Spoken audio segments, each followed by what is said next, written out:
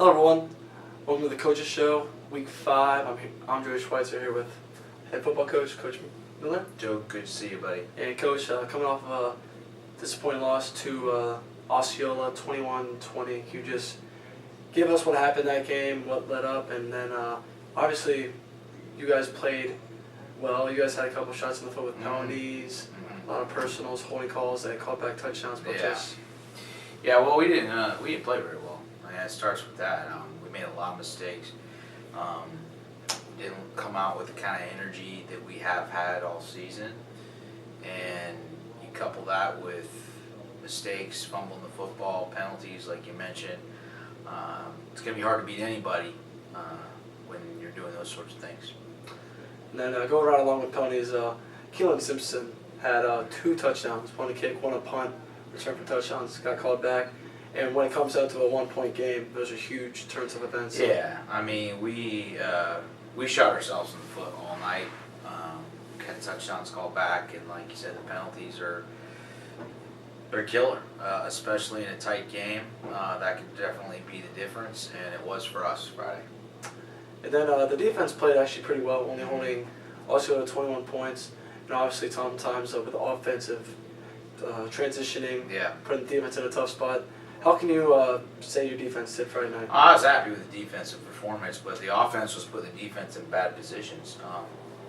Osceola really wasn't able to sustain any long drives, but when we turned the ball over on our own 30 and they only got to go 30 yards, it makes it tough on the defense. And they did a really good job. They stiffened their back. I thought they played really good in the second half, but unfortunately, wasn't enough.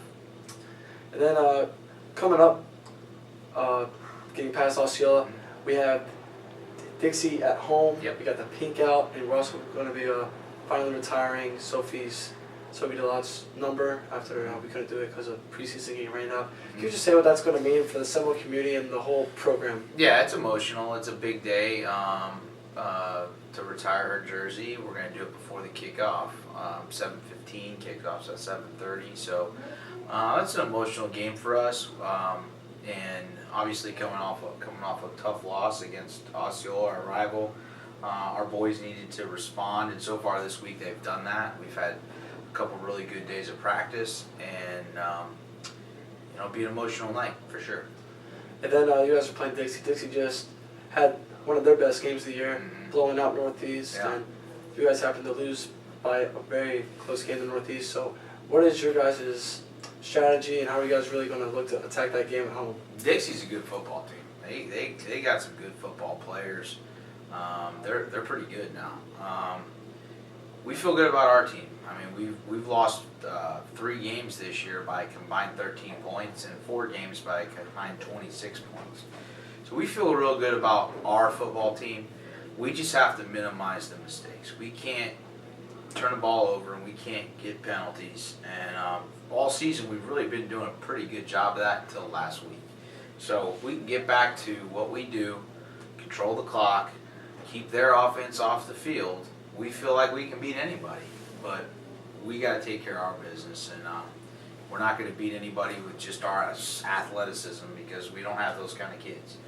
But if we are disciplined and do our jobs, we feel like it's about us. It's not about the opponent. The opponent doesn't matter. It's always about us. And then coming off of the offense struggles that we were just talking about, how is the offense really going to bounce back and keep guys in the game Friday? Offensively, I mean, we're light years of where we were ahead at this point last year. We've gained a lot of yards and scored a lot of points, and but we can't turn the ball over. We're still creating we're still giving the ball up 1 or 2 times a game, and can't do that. Whether it's a fumble or an interception or whatever the case may be, we got to limit those kind of mistakes. And like I said, so many of our games, all of our games have been very, very close, and those plays make a difference. And we have to find a way to limit those mistakes. And then what is the defense and Coach Drew's defense going to have to do to keep their ball rolling? Because really, they've been playing great all year. Turnovers, forcing turnovers, but coming in against an explosive Dixie offense that just put up 50 points against Northeast. What are you guys looking to do to slow down Dixie to keep you guys in the game? Well, we have we have our our game plan, and we have our pressures. We got to put pressure on their quarterback. We got to stop the run. Starts with that. They got a good running game, a complicated running game, and we got to force them to throw. When they do, we got to put pressure on the quarterback. And if we're able to do that, we feel like we can do a good job stopping them. I look at Dixie, and I see a very similar team that Boca City has. A lot of athletes, big up front. They run and throw effectively, both of them. So you can't just load up to stop the run or look to stop the pass. I mean, you got to be able to do both. They're a tough team, and they're coming in here hot. You're right.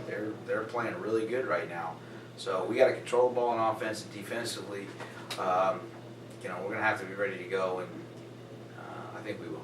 And then going on the high note of the defense, what are players like Zaire Hocutt, Steven Anderson, Austin Brinkley, really your core defensive players that really make big plays and have forced a lot of turnovers this year? How are they going to have a huge impact on the result of Friday's game? Well, it all starts up front, defensively and offensively. But defensively, we have a really good defensive line. Steven Anderson, Austin Brinkley, Devin Ladd, Teddy Cotto. We got 4 guys up front that we feel real good about. And then some of the guys who come in, guys like Will Bradley and Owen Stevenson. I mean, we have that's a good unit. It's probably our best unit on our team. So when your defensive line's getting after it, it makes everybody's job a lot easier in the back end of the defense. And Zaire, you mentioned him, he's having a career season. I mean, he's making tackles, forcing fumbles, intercepting the ball. I mean, he's been all over the field for us on defense. He's having a great year. And closing this out, going back to Sophie, what is this game going to mean, really, for you, Coach, being so close to Sophie? It is a big deal. I love Sophie. We all love Sophie. She is a special person for all of us, and for me personally, I think about her every day. I miss her every day. We walk past her locker. It's got her stuff every single day, and I wish she was here with us. But we feel like this will be a good opportunity for us to honor her memory, retiring her number. Nobody's ever going to wear 22 ever again in the history of the school on the football team. And I just hope we can go out and honor her memory with good play Friday night. Thank you, Coach. And coming up this Friday, home game, October 4th. Sophie's jersey retirement will start at 7:15, followed by the Dixie Summer game, 7:30. I will be broadcasting it live. You guys can stay up to date with game time alerts with Warhawk Athletics on Instagram and Twitter. Coach, good luck Friday. Appreciate it, Joey. Thanks.